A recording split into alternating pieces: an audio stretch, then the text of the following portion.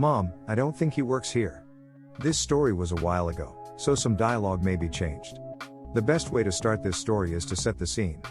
My mother and I decided to go to the local office supply store, that in order to avoid legal issues, I'll call Paper Clips. Now, at Paper Clips, everyone wears a red polo shirt with the store logo on it and a pair of khaki pants. That day we had specifically gone in because we needed printer paper and ink for our printer. Yes, we still print things. For some reason, somebody had the bright idea to lock up all of the printer ink to prevent us from stealing it, but they neglected to place any staff around the store to help us unlock the ink. My mother decided the best course of action was to buy other office supplies in the meantime and wait for an employee to appear. When we walked to the aisle of notebooks and pens, I noticed a man who appeared to be somewhere between 40 to 55. I couldn't be sure because I didn't really get a careful look at him. At first glance, I believed him to be an employee due to his red polo shirt and his khaki pants. However, his polo shirt did not have Paper Clips written on it but instead had a tiny horse emblem. I exhaled a small laugh, turning to my mother, who was intently deciding between what color notebook she wanted. I'd hate to be that guy. He dressed wrong today, I said to her. Yeah, she said, apparently not hearing me. I didn't mind. I instead turned back to my cell phone. A few minutes later, my mother spotted the man in question. Excuse me, sir. Mom. I tried to get her attention. He doesn't work here. She ignored my pleas. Could you help us get the ink down from the wall? It needs a key. The man looked at us confused. He mumbled something before looking at my mother. No English.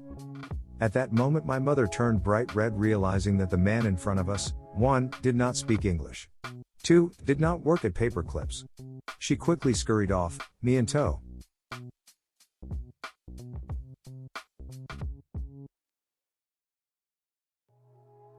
Tales from a vaccination clinic volunteer.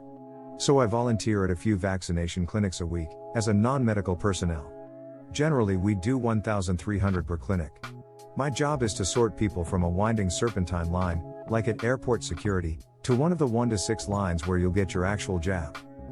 Each table has 2 nurses, and we all take a 15-minute lunch break in shifts, 2 quick bathroom breaks if we're lucky.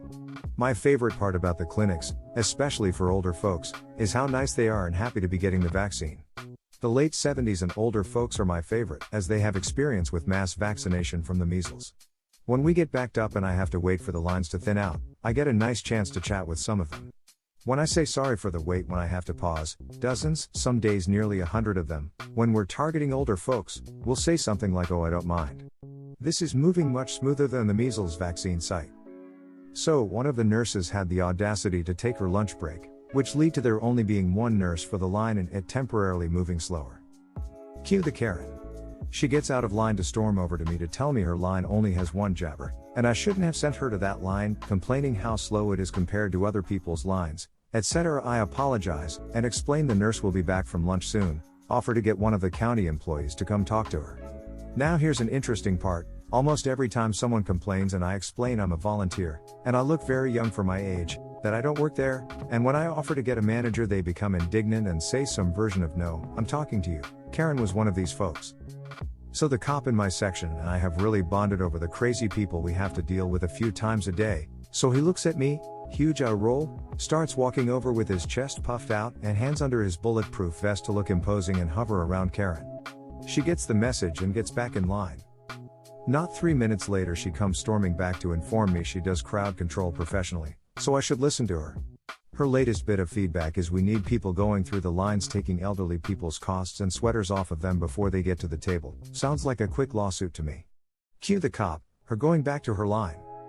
This process repeats every 2 or 3 minutes with her coming back to give new feedback and ideas. Now the final time this happens, I genuinely have no idea what she was complaining about that time. I just tuned her out. This sweet little old lady, at least in her 80s, walker and all, was waiting at the door to be sorted and had seen Karen's perpetual berating from further back in the line. Little old lady to Karen, "Excuse me."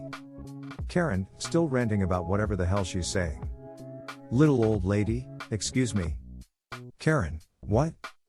Little old lady, "Has anyone ever told you you're a real bee?" Karen, mouth agape for 20 seconds, screams, "How dare you?"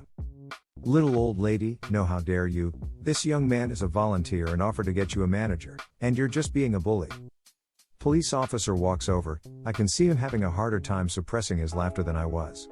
Karen demands the women, probably 30 years older than her, be removed and that she wants to press charges. Cop laughs and says, "What for?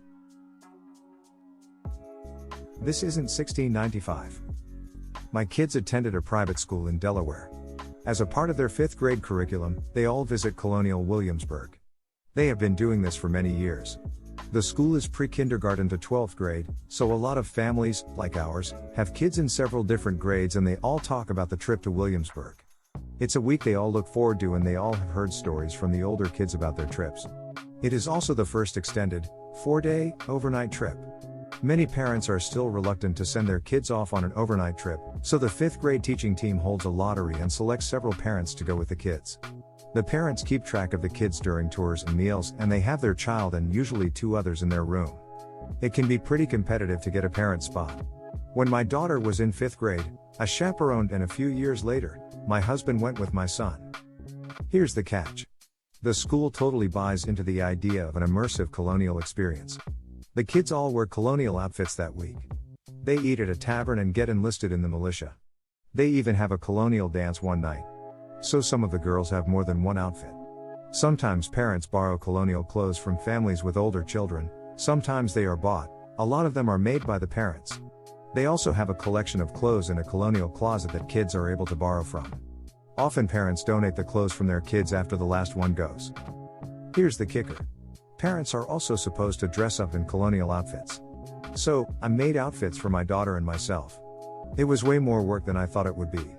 They turned out great. Obviously, a few years later, when it was my son's turn, he could not wear the dresses. My husband also was chosen to chaperone. No way was I making full colonial outfits for the boys. So we called Opera Delaware and were able to borrow colonial clothes for both my husband and my son. One of the neat things about Colonial Williamsburg is that the historic interpreters that give tours and operate the businesses are in period dress and act as if they were living during the colonial era. One day, the kids were eating lunch in one of the taverns. My husband, who is an attorney, needed to check his email and messages. So while the kids were eating, he ran outside to try and get better phone reception. He was dressed in full-on colonial clothes. An older lady, we can call her Karen, came stomping up to him. "Karen, what are you doing?" Husband. "Karen, you're supposed to be in character. You shouldn't have that phone out." There were no phones during colonial times. Husband realizes he is in colonial clothes and the kids weren't anywhere to be found. "Ma'am, I don't work here. I'm just a chaperone." That left Karen very confused. I mean, why would a grown man visit Williamsburg, dressed in period clothing? Karen, well, still. You shouldn't be out here on a phone. People won't know. That was the last time my husband chaperoned a school trip. Permanently an employee even as a customer. So this happened about 2 years ago. I walked into a retail shop that I used to work at, about 3 years prior. They usually get a new set of employees pretty often, so I didn't recognize any of the staff when I went in to return and ask for an exchange this particular time. I'm not usually one to blow things out of proportion, but I had bought a bag that costed me about $120 not too long ago from this shop. It hadn't been that long when the strap started to fray and fall apart, so I decided to go in and ask if they'd be able to exchange it. I was even willing to buy a matching strap if they had any in stock. I was being extremely careful with my words and calm and kind to the cashier as I know how it feels to be on the other side of the register. She was extremely sweet and said that she would have to check with the manager at the time to see what she could do.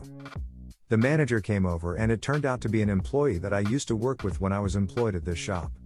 They looked at me and said, very rudely, "Didn't you used to work here?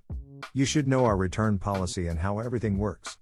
I was so taken aback by this comment that I couldn't even respond. I had worked there 3 years ago and was coming in as a customer who had paid full price for the item.